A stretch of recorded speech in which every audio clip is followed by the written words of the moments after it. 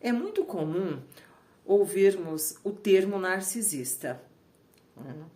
Tem algo assim, tá muito atual as pessoas falarem, olha, eu conheci um narcisista.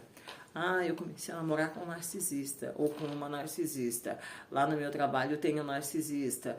Lá na minha família tem uma pessoa que é narcisista. Enfim, o que é um narcisista? Né? Quem pode dizer que o outro é o narcisista? Será que a pessoa é narcisista mesmo? Ou é porque é muito complexo. Não dá pra gente olhar para uma pessoa por um comportamento, dois, e falar ela é narcisista. Quando a gente atende a pessoa na psicoterapia, a pessoa vem com as suas dores, com as suas queixas, e no decorrer da terapia, a gente percebe que a pessoa está lidando aí com alguém que tem um certo perfil narcisista.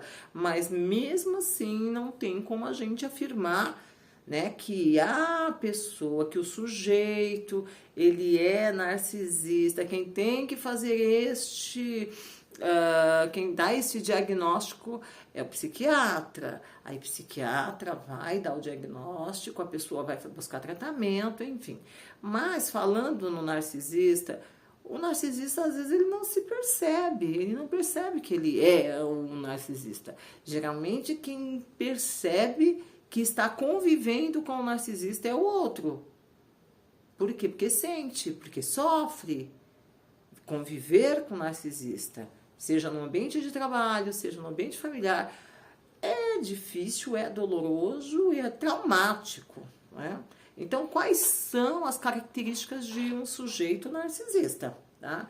O sujeito narcisista, ele tem uma sensação de superioridade. É aquela sensação de que ele é superior a tudo e a todos. Tem uma necessidade exacerbada de admiração. Ele quer ser admirado. No momento em que ele não é admirado, ele vai ficar chateado, triste, então ele vai criar movimentos para ser percebido, para que o outro admire. Tá? Então, geralmente são pessoas, não estou falando que pessoas que têm uma autoestima legal, que gostam de se arrumar, de se cuidar, são narcisistas. Mas o narcisista, quando ele se arruma, ele tá lindo, maravilhoso, ele faz um corte novo no cabelo, muda o look, enfim. Ele quer que o outro perceba. E se o outro não perceber, ele vai criar um movimento para que isso aconteça, tá? E o narcisista também, ele não é empático.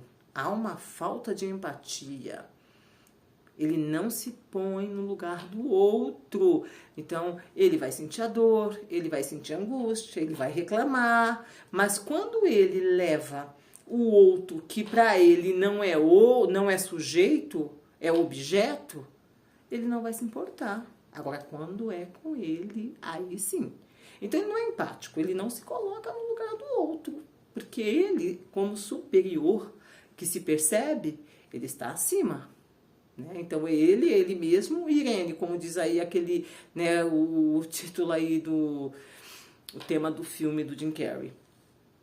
Outra coisa também, né, outro traço, corrigindo a minha fala, outro traço do narcisista é subestimar a capacidade dos outros. Porque o outro é objeto, né? Ele que é o sujeito. Então, é aquele ser que quando o médico, o doutor, ele vai ao médico, o médico passa lá uma medicação, ou solicita um exame. É normal que o médico peça para realizarmos um exame, ou pode ser, não, corrigindo, é normal quando o médico passa uma medicação, a gente questiona assim no sentido, né? Olha, eu posso, porque, né, eu tenho alergia a isso, aquilo, enfim, é comum. Mas o narcisista não. Ele vai questionar, ele vai chegar ao ponto de questionar o conhecimento do outro. Né? Não, ou ele sempre fala, que remédio você está tomando? Esse? Mas por quê? Por que o médico pediu para você tomar esse remédio? Então, se o médico pediu, é porque ele tem um conhecimento, né? E o narcisista, ele se acha superior ao médico também. Eu estou usando o médico como exemplo aqui, mas em todos, né, segmentos aí o narcisista, ele apresenta esse traço de personalidade. Ele é muito sensível a críticas e às falhas, ou seja, ele não aceita críticas.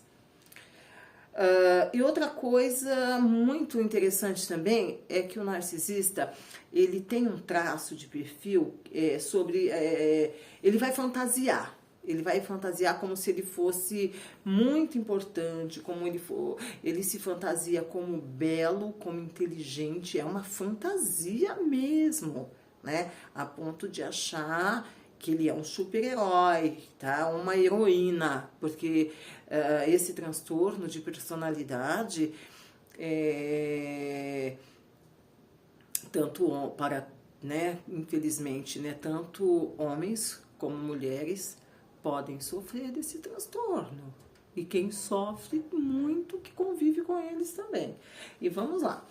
E gosta de tirar proveito dos outros. A ética para eles, ó, tá lá na gaveta trancadinha. Então, porque ele vai querer tirar proveito em tudo, tá? Em tudo.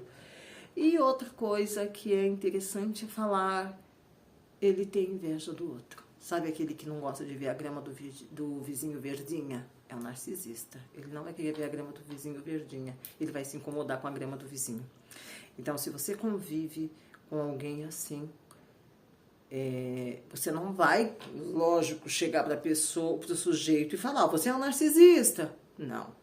Se você perceber, está sofrendo, porque o narcisista, como eu já falei, ele não olha o outro, ele não percebe o outro como sujeito, mas como objeto, aí você vai precisar de apoio, de ajuda, para saber como lidar e até mesmo se afastar, né, desse sujeito aí que acha que é melhor do que o outro e que vai causar dor e que vai causar angústia, porque quando o narcisista, ele percebe,